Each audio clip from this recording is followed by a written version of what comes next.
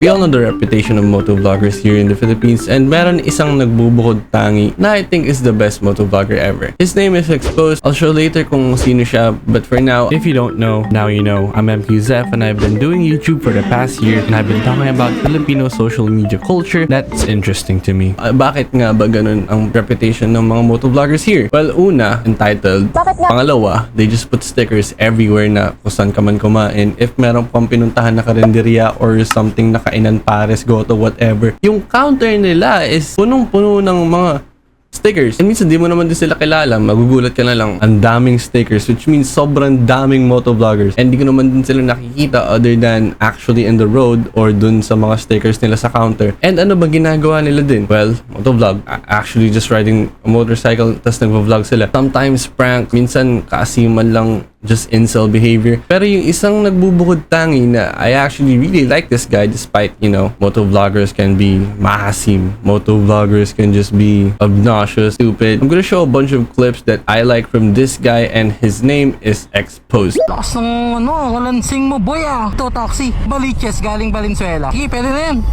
Uy, boss. Teka lang. Tanong lang, may daan ba dito? May palabas ba dyan? Sa katunayan yan, broken kasi ako ngayon eh.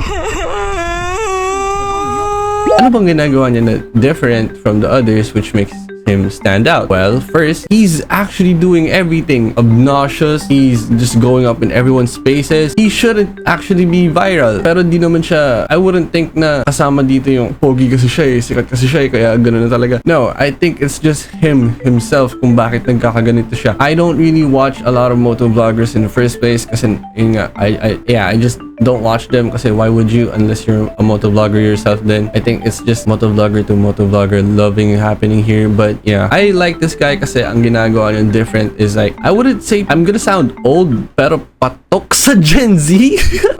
I don't think that's the deal though. It's just that if he does something, it's just unpredictable, and mix that with actual stupidity. Minsan, di mo alam kung ano yung di mo lang talaga alam kung anong gagawin niya. Nagpagas, sumakay sa balikat, sasabihin, magtatanong lang po, tapos di mo alam kung anong mangyayari. Yun yung ginawa niya, unpredictability, na which makes him different from the others. Yung iba naman, yung iba kasi magpa-prank, tapos alam mo na kung anong mangyayari. Parang, alam mo na kung anong mangyayari. Yeah, so, hindi ka naman tatay para antayin kung anong mangyayari kung alam mo naman na yung mangyayari. Diba? And the load, the whole barrage of sound effects everywhere. Siya, isa lang yung ginagamit niya, which to me is still annoying. Pero yeah, it's really good actually. Like this motovlogger, I think he's the only one who deserves kung ano talaga yung nakukuha niya, and yung iba naman is just entitled, obnoxious, and just stupid.